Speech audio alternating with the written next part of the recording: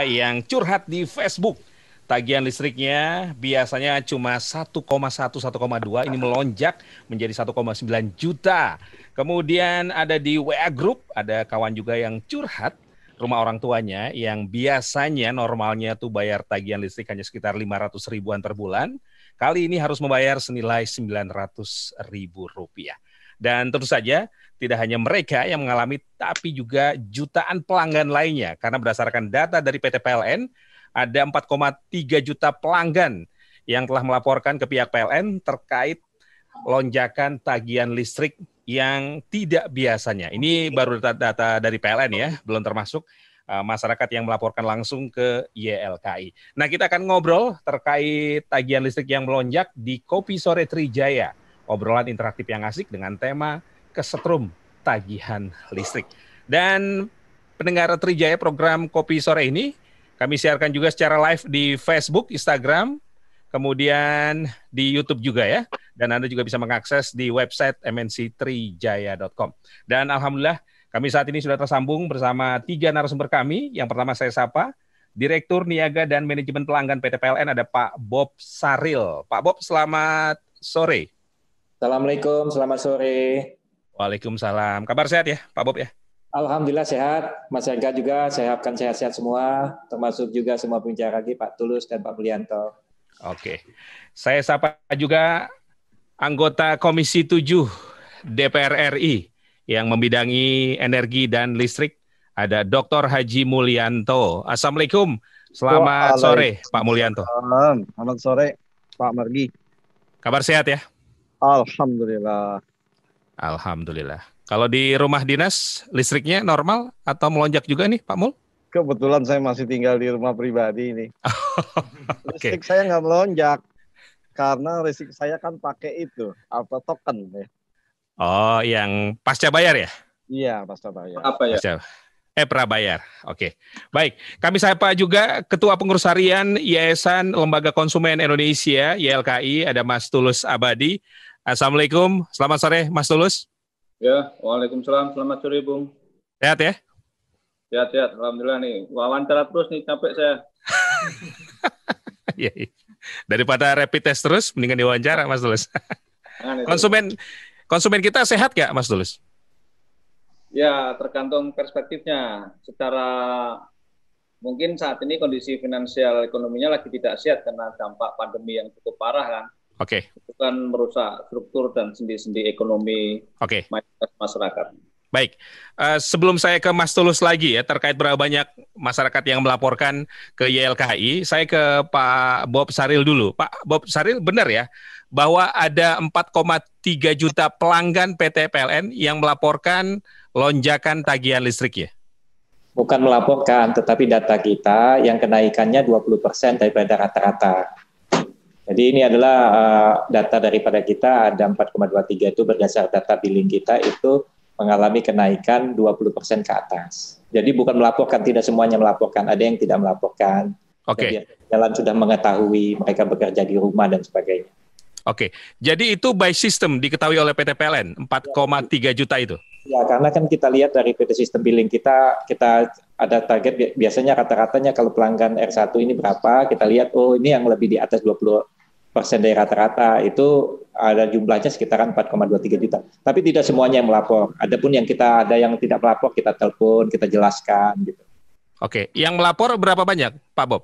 Yang melapor paling-paling tidak sampai 1%-nya. Selama ini kita laporan dari semua unit kita membuka posko sebanyak 865 ditambah 174, sekitaran 925 posko. Di masing-masing posko itu rata-rata per hari yang bisa ditampung ada yang 10-20.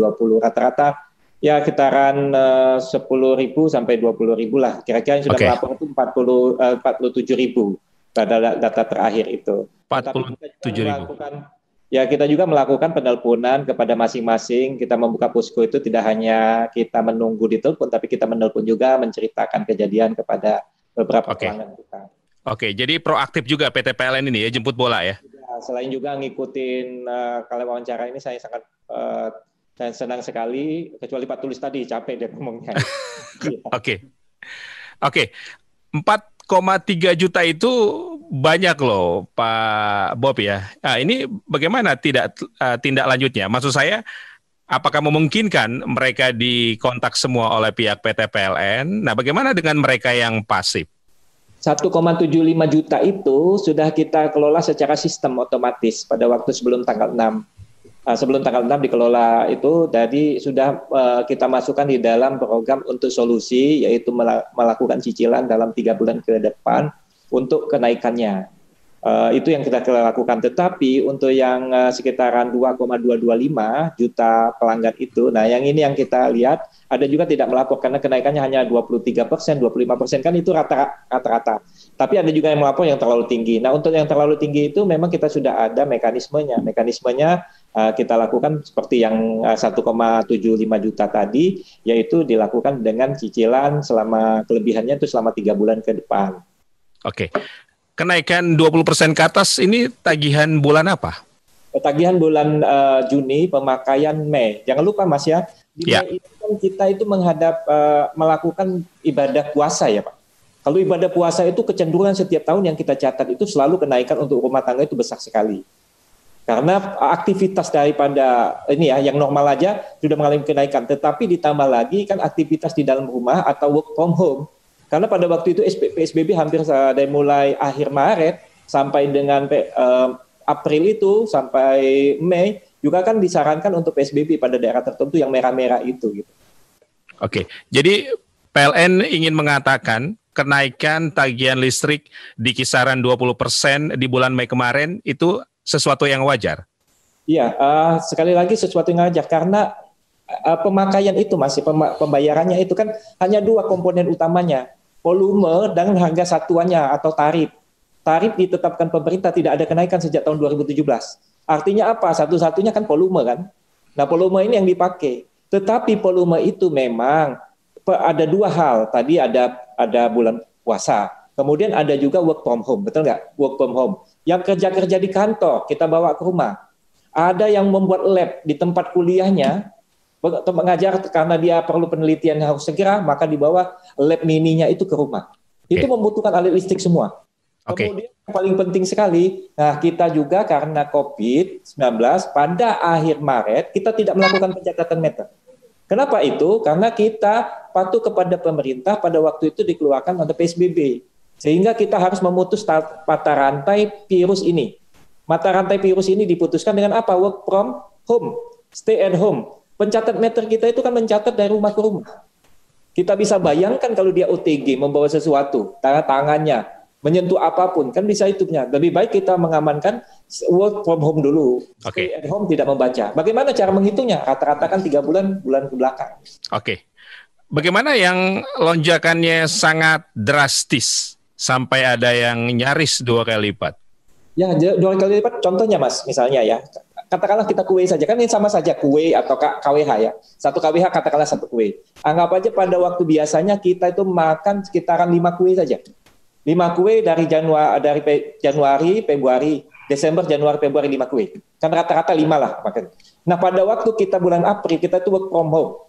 Work from home misalnya kita kan makan perlu banyak lagi kue, makanya 7. Makanya 7, maka 7 itu yang kita tagih kan rata-rata 5 dulu. 2 itu menjadi tabungan. Yang seharusnya kita bayar, tetapi belum kita bayar. Kemudian berlanjut lagi, kita makan 5. Tetapi dia karena sudah penuh, maka dia bukan lagi 7 makannya, mungkin 9.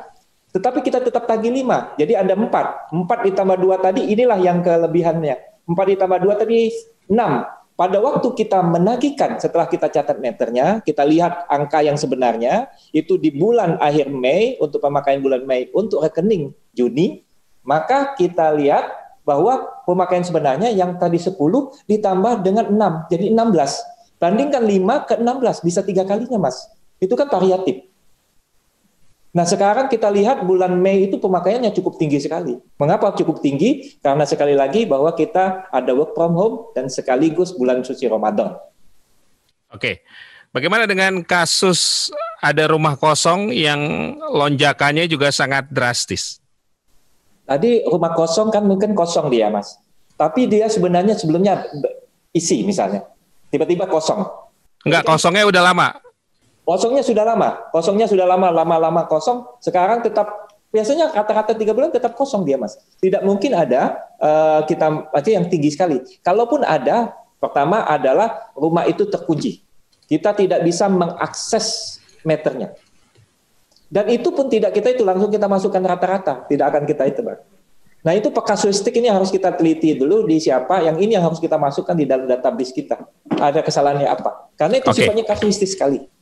Di luar yang rata-rata kenaikannya sekitar 20%, itu yang lonjakannya drastis, ada datanya nggak? Berapa persen dari 4,3 juta pelanggan itu?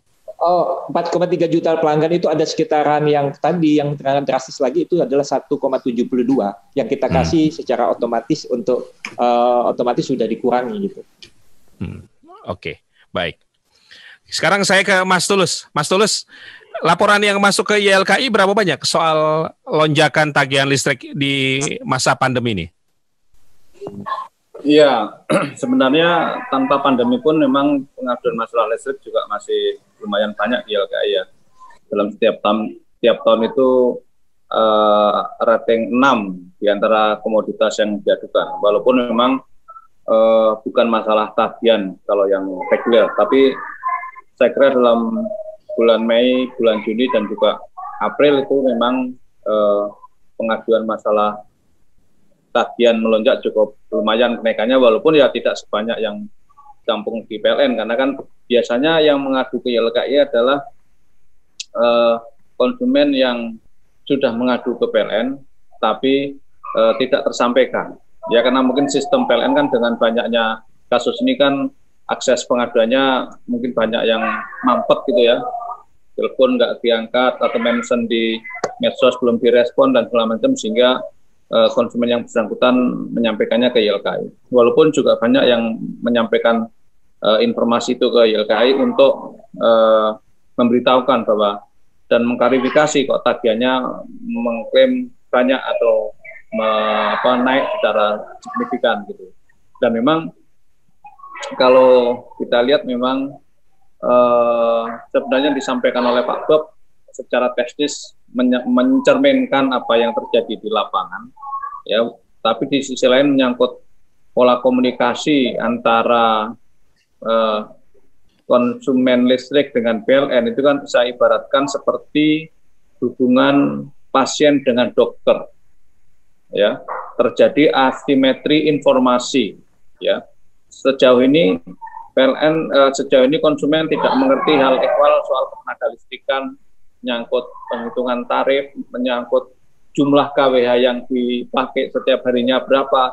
Konsumen kan tidak pernah care, ya, tidak pernah menghitung, dan kita juga, saya sendiri pun nggak pernah menghitung sebenarnya pemakaian saya setiap hari itu berapa KWH. Itu kan secara teknis bisa dihitung, berapa KWH per hari, berapa KWH per minggu, per bulan, itu bisa dihitung secara matematika. Dan di sisi lain juga sejauh ini sebagai korporasi mungkin PLN belum cukup memberdayakan konsumennya untuk bagaimana menghitung tagihan-tagihan itu atau bagaimana menjadi konsumen yang cerdas dan berdaya. Sebenarnya kalau merujuk kepada kondisi kekinian, ya sebenarnya pencatat meter datang ke rumah itu sudah bukan zaman now lagi ya, karena sudah banyak teknologi, misalnya ada WhatsApp, ada email kan bisa dengan sarana untuk mengontrol itu, dan yang mengontrol paling akurat seharusnya adalah konsumen sendiri, karena kan kita beli ke PLN dengan rupiah tertentu, kita menghitung berapa jumlah yang kita pakai. Nah ini yang tidak dihitung. Nah kalau saya bandingkan di luar negeri ya, di Eropa misalnya, petugas pencatat meter itu hanya datang 1 kali dalam setahun, hanya untuk memverifikasi apakah yang dilaporkan petugas cater itu benar atau tidak. Nah ini yang di kita masih datang setiap bulan dan seterusnya. Sebenarnya itu sudah tidak zamannya lagi, walaupun sudah dijawab dengan listrik prabayar. Ya, listrik prabayar itu cukup membantu sehingga tinggal konsumen pemakaiannya seperti apa. Nah ini yang menurut saya harus diperbaiki adalah soal interaksi komunikasi antara PLN dengan konsumen, sehingga hubungan yang betul-betul hubungan kemanusiaan, dalam arti mengerti soal hal ehwal soal ketenaga listrikan, dan kemudian mengerti tentang tarif itu seperti apa. Ini kan akhirnya kejadian seperti ini kan menimbulkan fitnah kalau bahasanya Pak Mulyanto dari PKS kan ini fitnah di mana dituduh menaikkan tarif secara sepihak dan segala macam kan. Padahal kan kalau menaikkan tarif kan harus dengan DPR, harus dengan pemerintah dan segala macam. PLN tidak bisa seenaknya menaikkan tarif, ataupun pemerintah sekalipun juga nggak bisa menaikkan tarif secara sepihak, harus ada diskusi-diskusi dan segala macam gitu.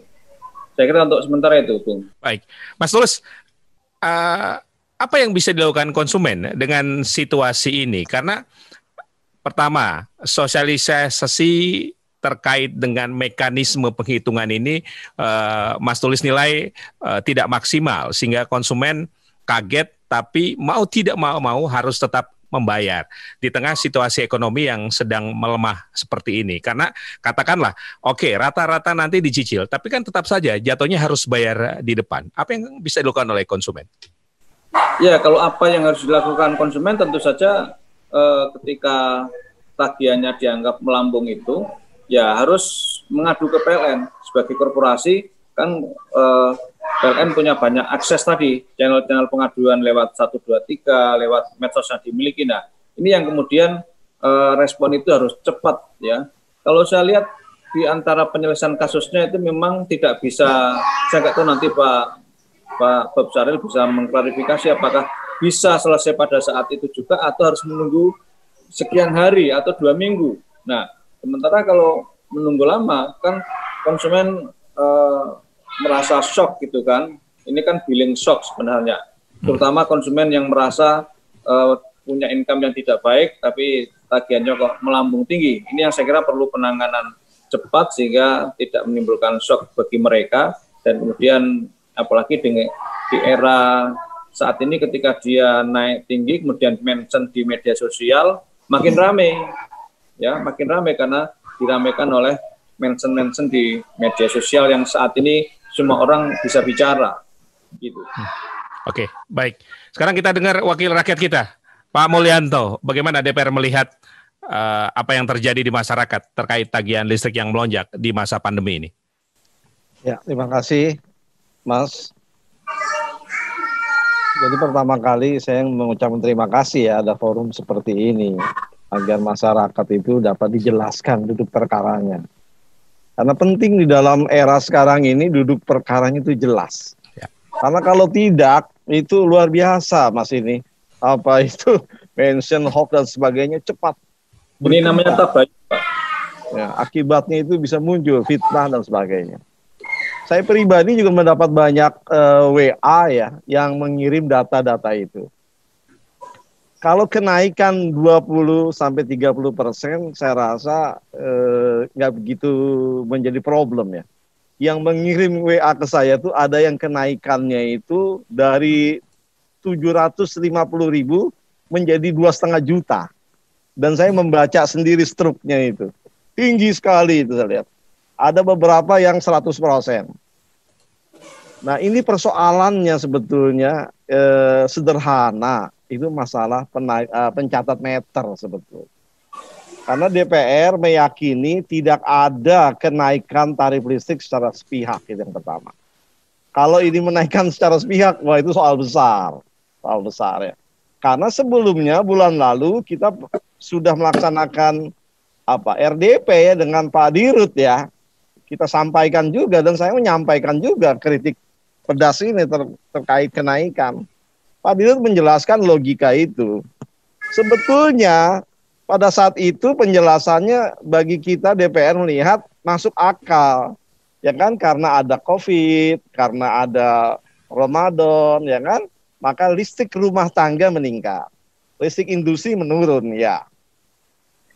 Tetapi persoalannya adalah bagaimana cara menghitung. Kalau tidak dicatat, cara menghitungnya gimana? Masyarakat gelap. Keterangan Pak Dirut, keterangan Pak Direktur Jawa Bali, itu Pak dirata-ratakan 3 bulan terakhir. Nah itu dia yang masyarakat nggak begitu mengerti itu perata-rataan itu. Nah kalau betul cara merata-ratakannya, akibatnya ini muncul case by case, terjadi ada kasus seperti itu. Karenanya menurut pandangan saya yang utama sebagai wakil rakyat, masyarakat diberikan penjelasan. Kalau misalnya PLN mengambil sebuah kebijakan, kebijakan tidak menurunkan tim untuk mencatat meteran. Nah, ini harus dijelaskan. Sebelum itu dilakukan, dijelaskan dulu. Sosialisasi yang baik. Pak, kami nggak nurunkan tim loh. Nanti kira-kira kami rata-ratakan nih 3 bulan terakhir. Nah, kalau ngelonjak, hati-hati loh. Seperti ini masyarakat ya. Saya rasa itu, Pak. Sebenarnya masalahnya nggak terlalu nggak serius banget gitu. Cuma hanya masalah teknis ini menyebabkan jadi luar biasa. Oke, baik. Ini juga jangan sampai beredar informasi yang liar ya, seolah-olah diskon untuk pelanggan 900 volt ampere ke bawah itu disubsidi silang oleh pelanggan yang di atasnya. Oke. Itu dia. Baik. Kita undang kembali pendengar Trijaya, ini sudah ada yang masuk, nanti kita bacakan, tapi saya ke Pak Bob Saril lagi nih. Pak Bob, ini kita minta klarifikasi aja. Ini kan setelah ramai di medsos, baru PLN bersuara. Nah, tadi seperti yang disampaikan oleh Mas Tulus dan Pak Mulyanto, ini sosialisasi dan edukasinya seperti apa dari pihak PLN, sehingga pelanggan sebagai konsumen itu clear dan jelas? Jadi kita pertama-tama pada waktu perata-rataan 3 bulan itu kita sudah sosialisasi melalui medsos. Sudah kita sebarkan di dalam ini, mention Twitter pada teman-teman, dan kemudian kita sebarkan secara resmi. Begitu juga di koran kita lakukan, untuk itu kita melakukan pencatatan karena PSBB kita beritahukan dalam bentuk berita-berita. Nah, ini juga sebelum kita mencatat secara benar, kan kita itu PLN akan siap melaksanakan pencatatan. Jadi pada waktu sebelum mencatat pun kita sudah sebarkan mulai dari Mei itu awal-awal tanggal 19, 17, 16 ke bawah itu kita melakukan sosialisasi bahwa tanggal 24 itu, tanggal 23 kita memulai pencatatan kepada pelanggan dan semuanya. Nah, itu sama seperti Pak Tulus tadi. PLN itu enak sekali, Mas. Meter yang diukurnya itu adalah di sisi pelanggan, di rumah pelanggan. Kalau saya sebagai konsumen itu meternya di rumah pelanggan. Sebenarnya tidak ada beda antara prabayar dan pascabayar kenaikannya tuh. Saya yakin Pak Mulyanto, walaupun itu beli tokennya lebih banyak daripada bulan-bulan sebelumnya, saya yakin itu. Kita bisa cek. Tanyakan kepada beliau. Kan itu kenaikan, tetapi beliau menaiknya kan bayarnya dibuka dengan prabayar. Tapi kita ini bayarnya belakangan, pascabayar. Artinya kita dipakai dulu, kemudian orang untuk dibayar. Jadi itu ya Mas kira-kira. Jadi very simple PLN ini. Sekali lagi seperti kata Pak Tulus, internasional itu Mas. Kalau kita tinggal di luar negeri, nggak pernah kita lihat pencatatan meter sekali setahun atau 6 bulan sekali. Dirata-ratakan itu adalah suatu best practice yang ada. Karena kita tidak mampu, tidak bisa mencatat akibat sesuatu yang di luar daripada kemampuan kita. COVID ini Mas, saya yakin ini adalah hal yang sangat luar biasa. Semua aspek kehidupan. Nah, kita harus pada waktu itu kan kita bukan kelangkapan, kita harus patuh pada pemerintah ini. Berbahaya kalau kita nggak patuh. Jadi kita mengambil kesimpulan dengan keluarnya PSBB, stop dulu, tidak usah mencatat. Tapi bagaimana kita lihat, internasional itu rata-rata 3 bulan ke belakang. Kita rata-rata 3 bulan ke belakang. Gitu aja sesimpel. Tapi kalau waktu itu juga kita sudah membuka WA, WhatsApp atau nomor HP untuk pelanggan kita yang kira-kira ada kemampuan untuk mengcapture-nya, ngirimkan. Dan itu juga kita catat, Mas. Dan itu yang jadi acuan. Oke, baik. Pak Bob, ini kalau kita bicara situasi pandemi kan ekonomi turun, daya beli masyarakat juga menjadi lemah. Banyak yang di PHK, banyak yang dirumahkan. Nah, ini rata-rata 3 bulannya, kenapa yang besar di depan, tidak di belakang? Yang besarnya di lonjakannya kan nanti diambil rata-rata. Misalnya orang yang tadinya 500 harus bayar 1 juta, ada lonjakan. Kemudian nanti di bulan-bulan berikutnya itu kan akan dikurangi dari lonjakan itu kan? Carry over ya, dibawa ya ke selanjutnya. Ya kan? Di carry over. Kenapa kita lakukan itu? Karena kan kita melihat situasi kondisi, Mas. Pada waktu Maret kondisi COVID pertama kali pada waktu diumumkan. Kemudian kita melakukan dengan. Tapi April, teman-teman itu ada sebagian besar sudah mencatat sekitaran 50% dari pelanggan yang pasca bayar. Kita catat. Tetapi pada waktu mereka datang, di lockdown, Mas. Di lockdownnya bukannya kota yang di lockdown, tetapi RT RW. Bukan RT, tapi RW. Kadang-kadang satu kelurahan itu di lockdown. Petugas nggak boleh masuk, orang luar. Pagar aja dipagarin portal. Jadi nggak boleh masuk. Nanti awal masuk kan kita tidak bisa menjangkau itu, walaupun kita perintahkan coba paksa tidak bisa.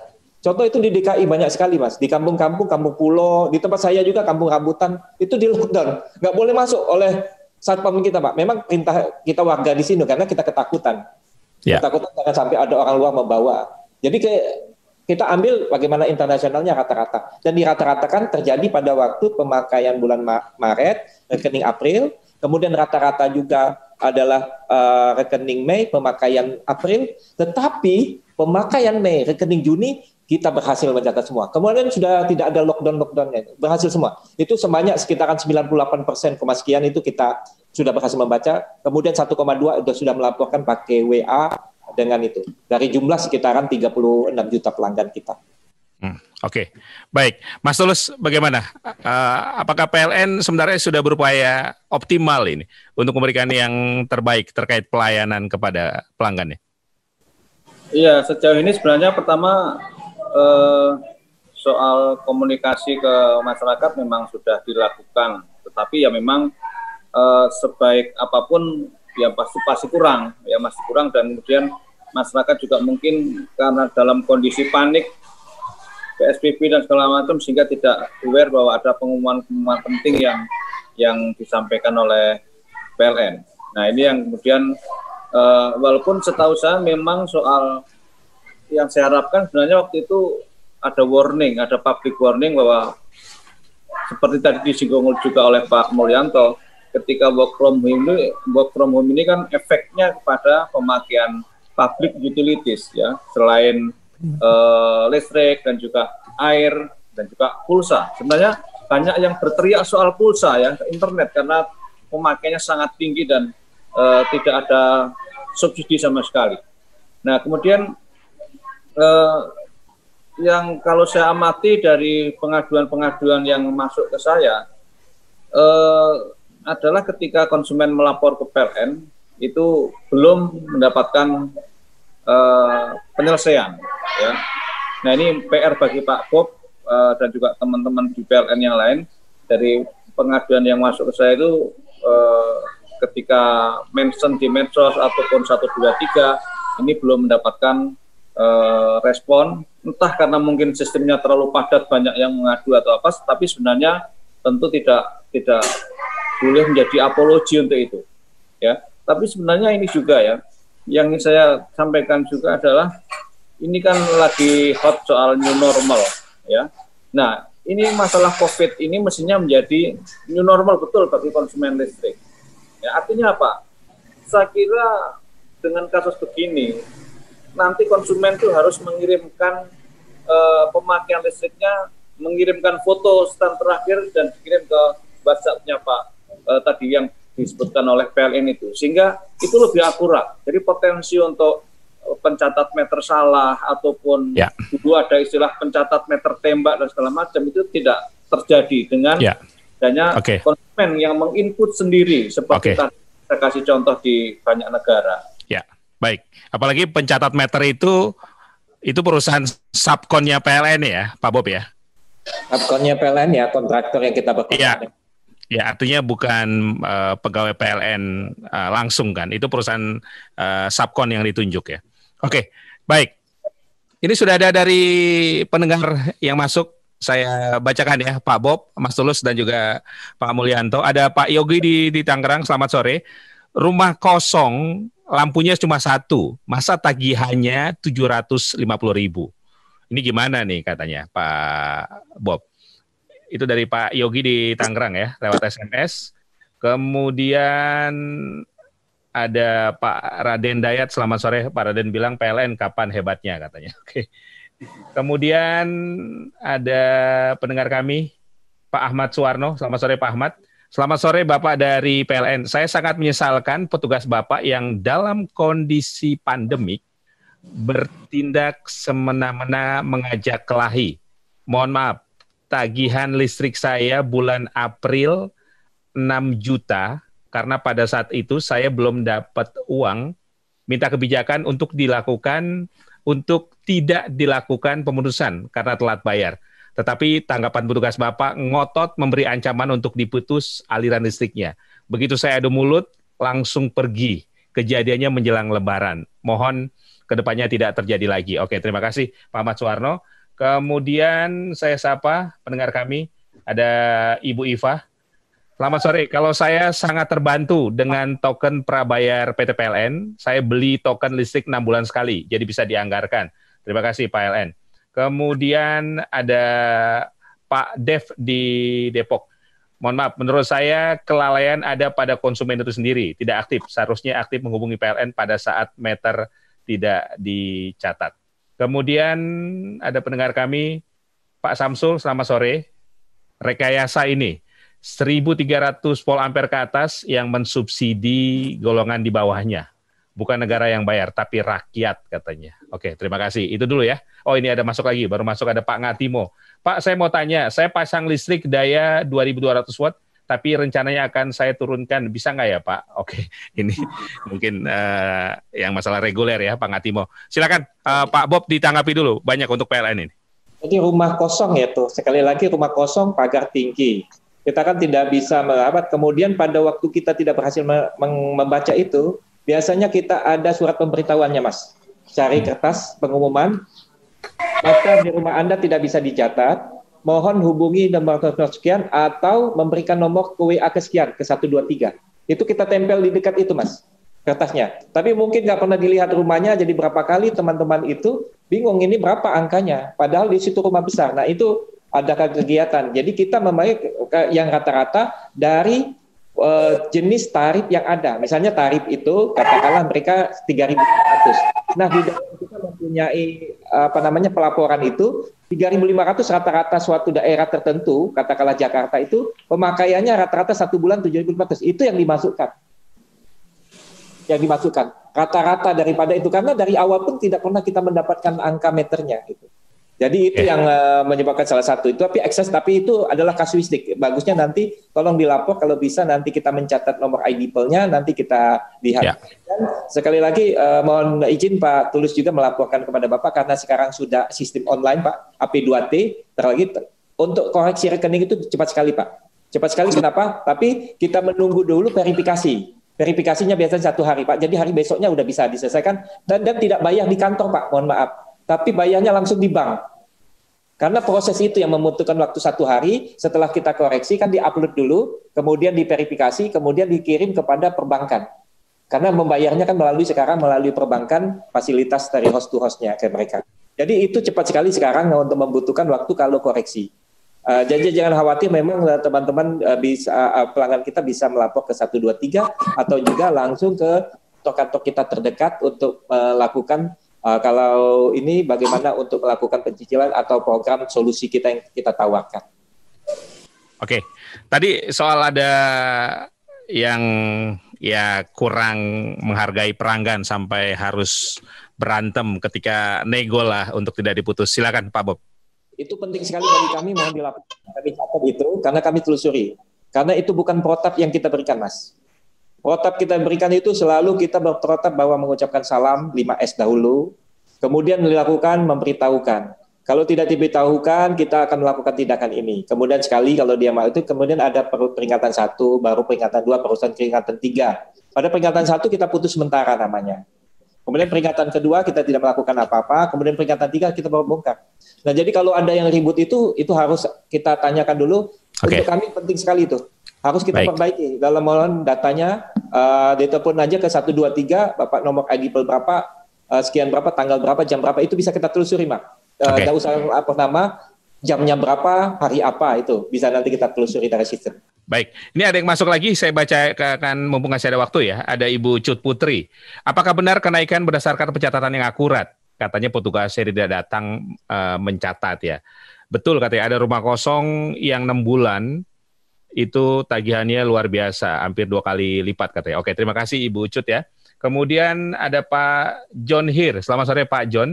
Saya hampir 3 bulan nggak aktif, pekerjaan saya penjahit dan dan ada kenaikannya sekitar 20%. Listrik saya 900 watt katanya. Oke, terima kasih Pak John Hir ya. Kemudian ada Ibu Eti di Jakarta Selatan. Tagihan saya baru bisa bayar kemarin, jumlahnya ngagetin, 900.000, padahal bulan lalu hanya 500.000. Pemakaian normal, dan saya tinggal sendirian, tidak ada alat listrik yang ditambah, normal semua. Bagaimana ini? Kemana saya harus mengadu? Terima kasih Ibu Eti di Jakarta Selatan. Terakhir ya, ini ada pendengar kami, saya sapa dulu. Pak Paul, selamat sore Pak Paul. Saya menggunakan token prabayar. Bulan April beli token 400.000. Biasanya 150.000 untuk 1,5 bulan. AC nyala terus. Kalau normal, AC mati 9 jam kerja di kantor. Oke, terima kasih. Monggo langsung Pak Bob. Ya, jadi kalau yang tadi rumah kosong, tapi seperti kami sudah ceritakan.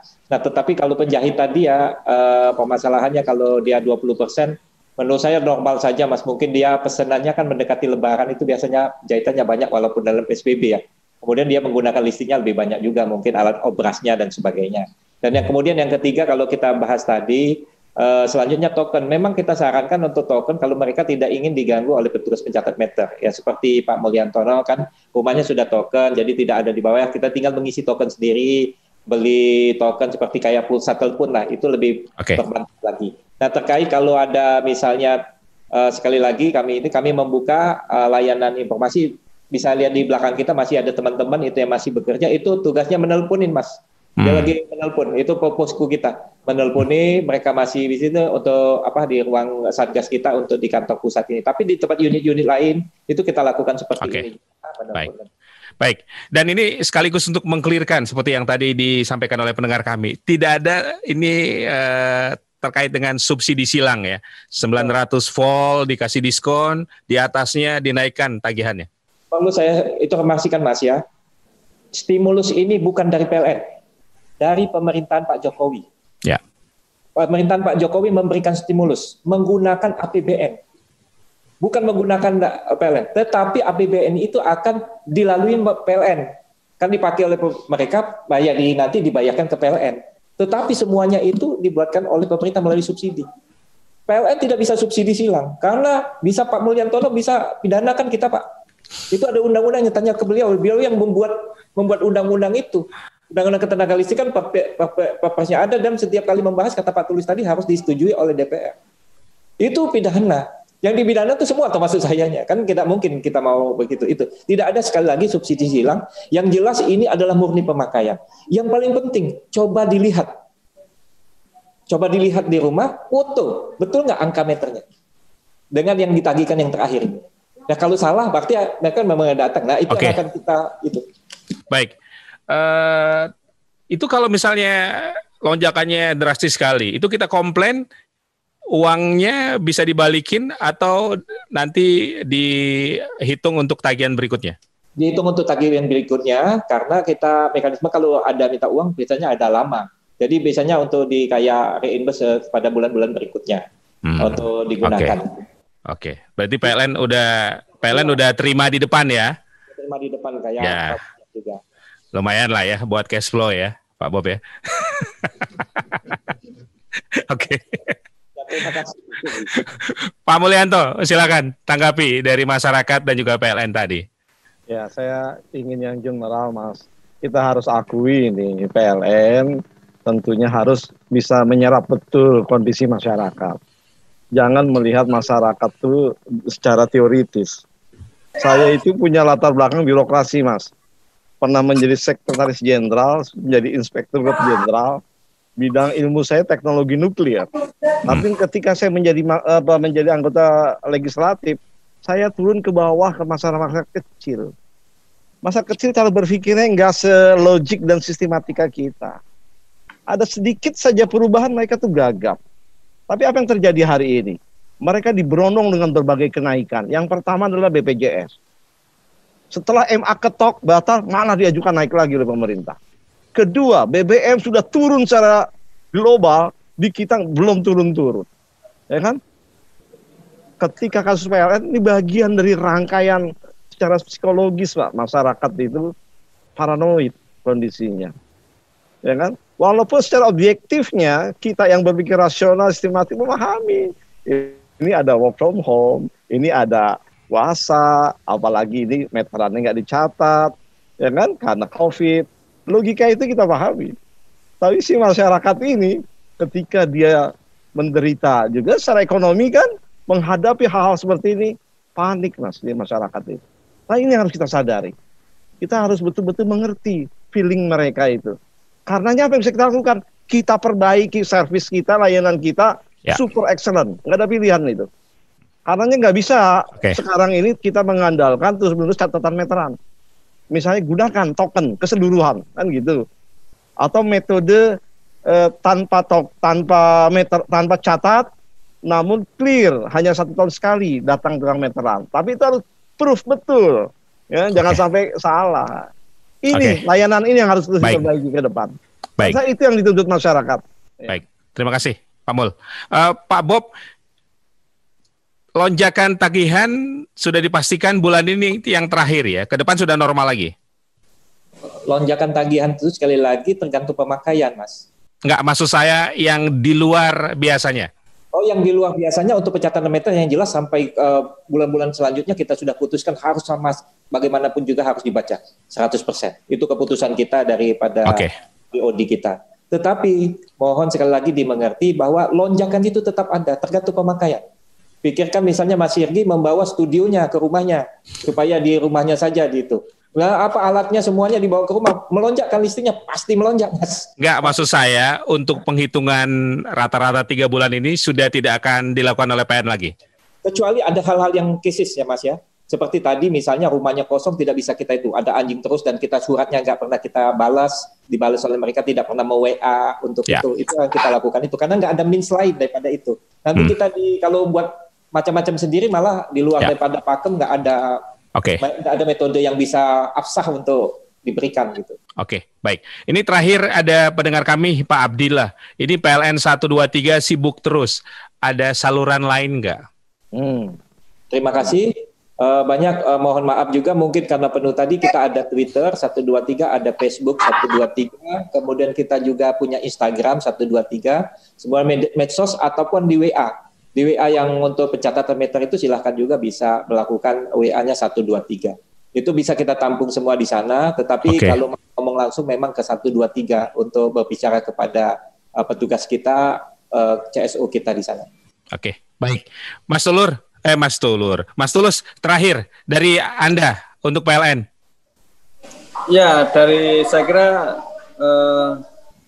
tanggung jawab korporasi sebagai pelaku usaha kan salah satunya adalah memberdayakan konsumennya, mengedukasi konsumennya. Ini yang saya kira PLN tidak boleh bosan-bosannya dengan berbagai kapasitas yang dimiliki. Itu harus terus memberdayakan konsumennya, karena itu juga mandatori di Undang-Undang Perlindungan Konsumen nomor 8 tahun 99, di mana salah satu kewajiban pelaku usaha dalam hal ini PLN adalah mengedukasi konsumennya, sehingga konsumen itu ngerti ya, produk knowledge yang digunakan itu, sehingga konsumen tidak mengalami asimetri informasi. Ini kan sebenarnya judulnya adalah asimetri informasi, padahal kita sudah sekian puluh tahun menjadi pelanggan PLN. Dan saya kira yang kedua dari sisi konsumen juga, ini saatnya konsumen melakukan new normal, kenormalan baru. Ya, menurut saya justru sekarang PLN harus menantang konsumen, jangan bergantung kepada pencatat meter. Era teknologi sekarang yang sangat efisien kok nggak dimanfaatkan.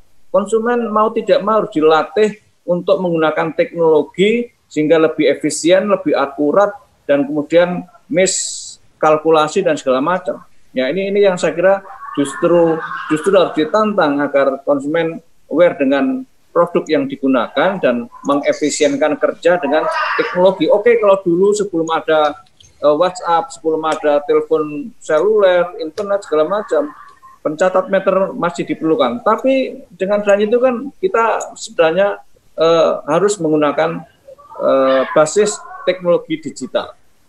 Untuk apa masyarakat Indonesia punya telepon lebih dari jumlah penduduk Indonesia? Ya, jumlah telepon seluler di Indonesia itu jumlahnya 350 juta, 100 juta lebih banyak dibanding jumlah penduduk Indonesia. Nah, itu bisa dimanfaatkan untuk peningkatan public utilities. Oke. Baik, terima kasih Mas Tulus. Terakhir, Pak Bob, bagaimana konsumen bisa mendapatkan nanti laporan yang fair setelah tadi dirangkum 3 bulan rata-rata harus bayar besar di depan, dikonversi untuk bulan-bulan berikutnya. Bagaimana PLN bisa memberikan penjelasan itu kepada para pelanggannya? Dia bukan membayar yang paling depan ya, Mas, membayar belakangnya yang besar kemudian. Iya, tapi kan sudah bayar besar di depan. Enggak, bayarkannya kan dia tidak normal bayarnya kalau masih kecil 55, kemudian yang besar pada belakangnya, dan kemudian kita memberikan solusi untuk dicicil sama 3 bulan. Jadi sebenarnya dari bulan pertama pun dia sudah menghemat menabung sebenarnya yang belum dia bayar. Itu bagaimana ini sekali lagi betul kata Pak Tulus tadi, bagaimana kita mencerdaskan, itu tugas kami untuk sama-sama, dan sebentar lagi kita akan meluncurkan the new mobile-nya PLN, dan dalam itu tentu saja ada fitur-fitur yang memberitahukan cara-cara termasuk jadi invoice. Tapi kalau ingin melihat rata-rata, kita punya catatan sampai 1 tahun ke belakang yang bisa kita print, bisa minta print setiap bulan itu angka meternya berapa kita punya, silakan saja nanti dikirim kemana emailnya, nanti kita kirimkan. Ya. Baik, Pak Bob, terima kasih sudah bersama Trijaya FM. Mas Tulus, terima kasih. Pak Mulyanto, matur suwun sudah meluangkan waktu untuk Trijaya FM. Semoga bermanfaat ya. Selamat sore. Assalamualaikum.